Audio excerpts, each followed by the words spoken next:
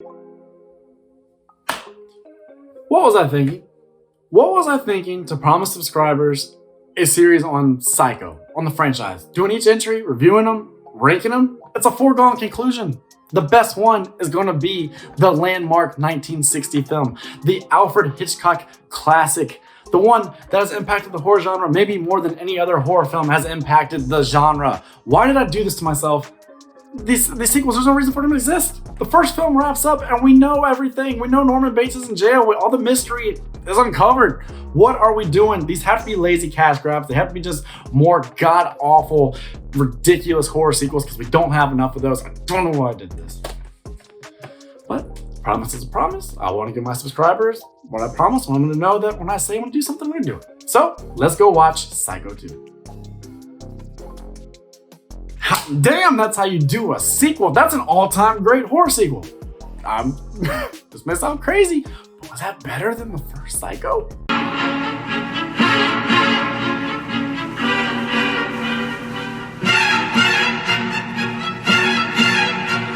Hello, welcome to Natemareflix. I'm Nate, you are you, and as you saw from that intro and the title of the video, today we're talking about Psycho 2 from 1983. Now, this is a new entry in this little series I'm doing on the channel where I look at each of the films in that franchise, and it will all end in a franchise ranking. If you like that type of thing, you love horror movies and movies in general, then please go ahead and subscribe, because that's what we do here. And in 2021, we're going to be doing a lot of this with a lot of beloved landmark horror franchises, so be ready for that and do not miss out. If you love movie reviews, you love rankings, you love what if thought-provoking pieces, you love just really specialized niche content that you won't get anywhere else, then please subscribe, because that's what we aim to do here at Natemareflix. Now, Psycho 2.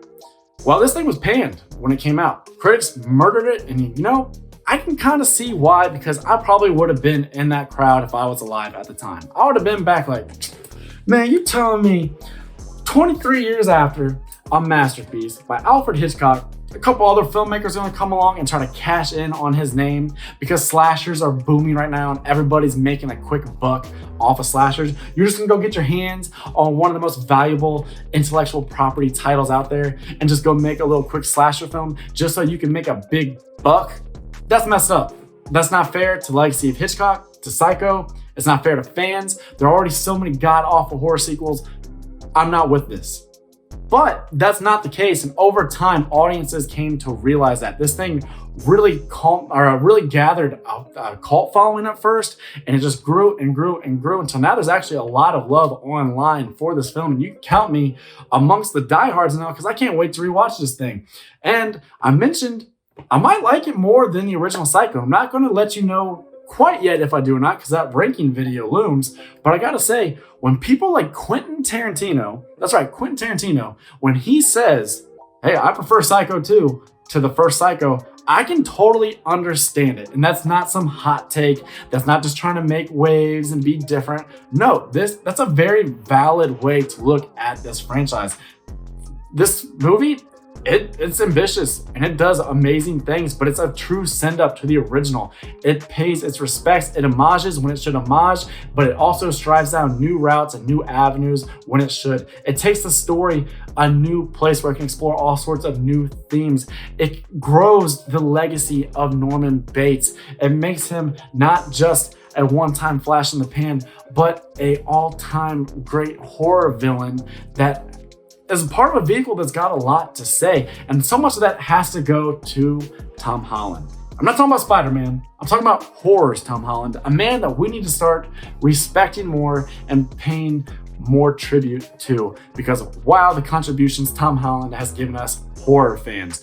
You know, he wrote this film, which who would want to write this thing? How do you want to try to follow up Alfred Hitchcock's Psycho? So he did it, he pulled it off, he wrote this film. Then he also worked with Don Mancini and writing Child's Play and Child's Play 2. He also directed those films, loved those films, amazing fun little slasher films. And he also directed the original Fright Night, which is one of the best vampire flicks of all time. So let's go ahead and take a moment to shout out Tom Holland, again, not Spider-Man. But this film, upon hearing there is a follow-up, there is a sequel to Psycho, it's just going to raise questions like, how is Norman going to be back? You're going to shoot it within a prison? That's stupid.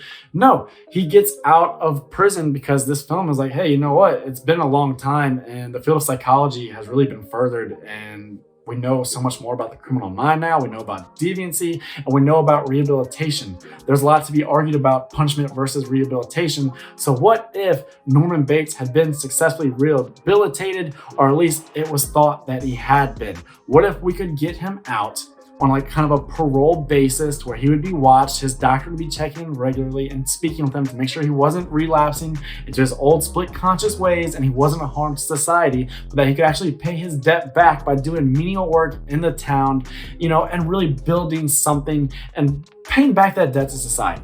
That's interesting. That's a wonderful way to answer that original question.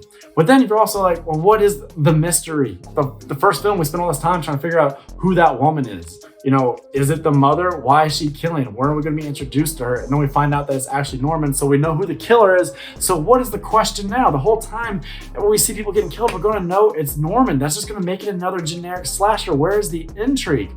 Well, the intrigue is, how is society going to react to Norman Bates being unleashed on them? People are not going to be happy about that. Nobody wants to see a murderer walk free, especially not the people who survived his victims. That's right, you see the sister of Marion Crane in court being like, yo, no, you ain't about to let this man go. And she's going to try to get in his way and make his life hard and make him pay for everything he did to her loved ones and to countless other people's loved ones. Don't you realize they're going to release a homicidal maniac? I'm asking you to sit down, Mrs. Loomis. It's all too obvious. Our courts protect the criminals, not their victims. And that's interesting because you can say a lot about, oh, I believe in rehabilitation, but how do you feel about it when you go to the local burger joint and he's cooking your food? I'm telling you, there was a note on that wheel from my dead mother. Or he lives down the street from you. Do you feel a little icky then? That's what I'm saying. This is a thought-provoking film, and it really sets up a nice mystery because we see Norman's kind of spiraling, you know? He's not next to his doctor all the time. You can't just bounce things off of him as they occur to him. People are being pretty damn heinous to him, and he's back in his home, this place that he was raised by this cruel, cruel woman who tormented him and warped his psyche. And so now all of that trauma is just flooding him. The place where he committed these murders, he's walking around those stomping grounds. You know it's all hitting him. You know he's reminiscing. If you want to call it nostalgia, whatever you want to call it, that trauma, it is hitting him and he's right back in it. So is he going to go back into his old ways? That's riveting stuff. That's thought-provoking stuff. And then when you do see somebody get killed and you know it's by somebody in the old lady drag, you're like, well, is it Norman? Is it the Crane woman? Is she trying to frame him?